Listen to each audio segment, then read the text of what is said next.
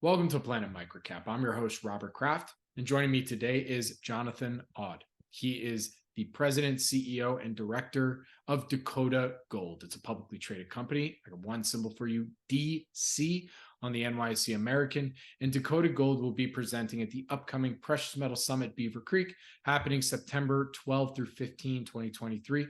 For more information to see Jonathan's presentation, to meet him in Beaver Creek, please go to precioussummit.com. And with that, Jonathan, thanks so much for joining me today. How are you doing? Thanks for being here. It's great to be here, and it didn't seem like it a year ago we caught up, and time flies. It does fly fast, that's for sure. So before we get into updates, all that good stuff, can you give us that quick overview of the company, and then we'll go from there? Sure. So Dakota Gold Corp is a South Dakota gold exploration development company with a specific focus in the Homestake District in the Black Hills in South Dakota. And we have rolled up and consolidated almost 50,000 acres of land in the Homestake District. We've got 4 rigs active on the project now, and we've been expanding on a very exciting discovery called the JB discovery at our Maitland project, which is contiguous with the old Homestake Mine. So very exciting times for us. Very good. Hey, as we said at the top there, we last chatted about a year ago. We put out that interview on August 31st, 2022. So let's get that update. What would you say are some of the company's highlights of the last 12 months or so?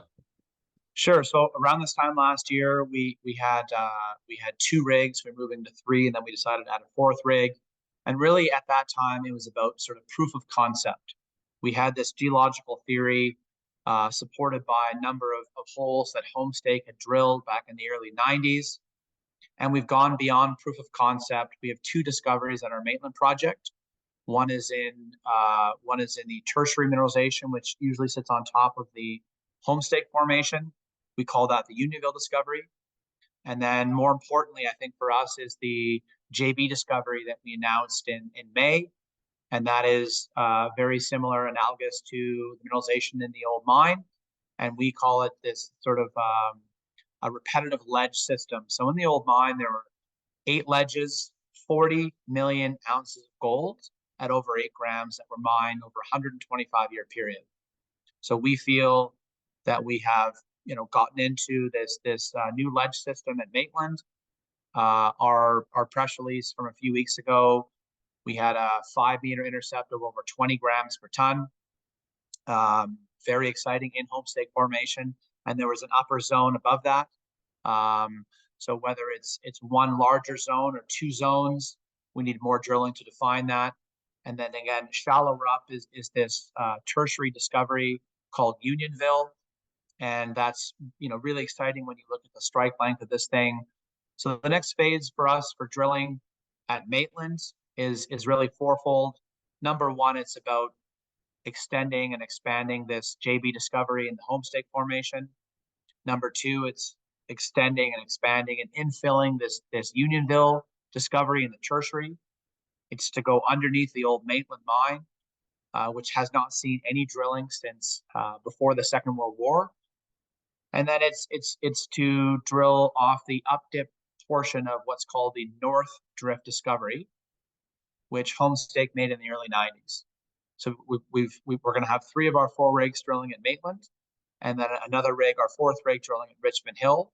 And at Richmond Hill, we are moving towards a maiden resource in Q1 of 2024. Really exciting. And this rig at Richmond Hill is now going to be doing exploration, step out, deeper drilling at Richmond Hill now that all of the infill and MET program has been completed towards that maiden resource in Q1 of 24.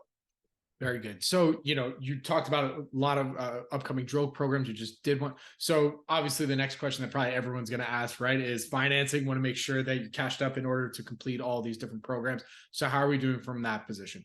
Yeah. So obviously, great question. And it's certainly, one of those awkward discussions to bring up and talk about when you don't have money and you need it. We have just under $20 million US. So we're in a decent position. Yeah, it's certainly one of the more challenging capital markets environments out there. Despite there being a decent physical market for the gold, there's been general outflows out of the open-ended gold funds. So that's why you're seeing redemptions, you're seeing selling, and a lack of liquidity, because there's so much uncertainty over the market with what's the Fed going to do. I actually think it's an amazing time to be looking and deploying, because the senior producers have been extremely disciplined. Everyone's battling inflation, but there's a lot of good work that's being done, and there's certainly an appetite for consolidation, but the right kind of consolidation where companies that have synergies that are in the same district combine to be able to look at passing on those synergies and optimizing to your shareholders. So what would you say, and feel free to tell me to, answer this how you will, but from what you can tell us, I mean, what is that target resource you're hoping to get with some of these different drill targets that will then lead to like, okay, now we have a decision to make of going all the way to mine versus JVing or whatnot? Sure. Great question. And the reason why, I'll talk about Maitland first, and then I'll talk about Richmond Hill.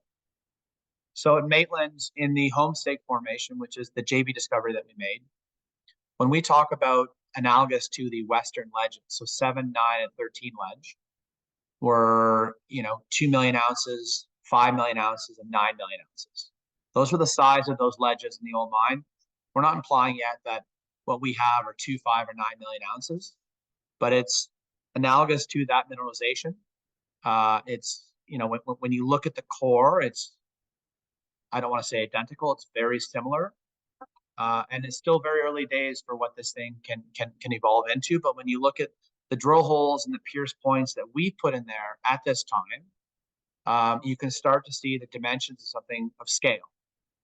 And then in our Unionville zone, so interesting for us, Homestake never assayed for any of this kind of mineralization. So we've got like 10,000 feet of strike length when you look at the drilling we've done to the south, north, and then to even more north to some of the historical work that's been done. I mean, that's a pretty meaningful target.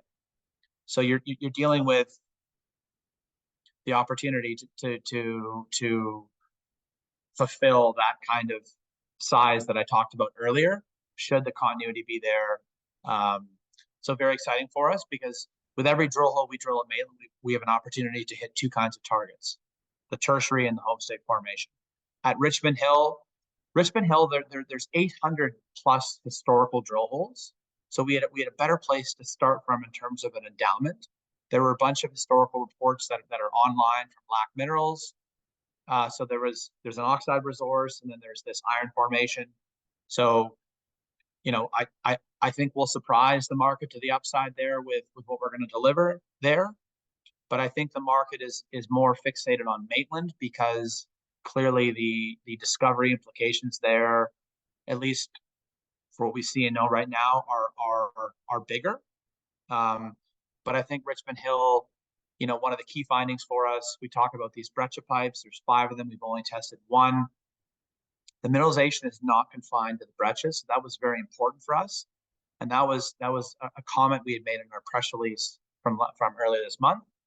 But again, we're going to be going underneath some of these breccia pipes. That mineralization came from somewhere. We're looking for that feeder. And there's also a number of targets that have a little bit of drilling, but are completely open. So I'm trying to answer your question without answering it, because our lawyers, we're U.S. company, SOX, Dodd-Frank. I get it. Yeah. Yeah. So it's still early days for us, but I think that at Maitland, we're now doing directional drilling. We have had some deviation in our drill holes, so we're going to have tighter space drilling, offsetting the intercepts in 17 and 20.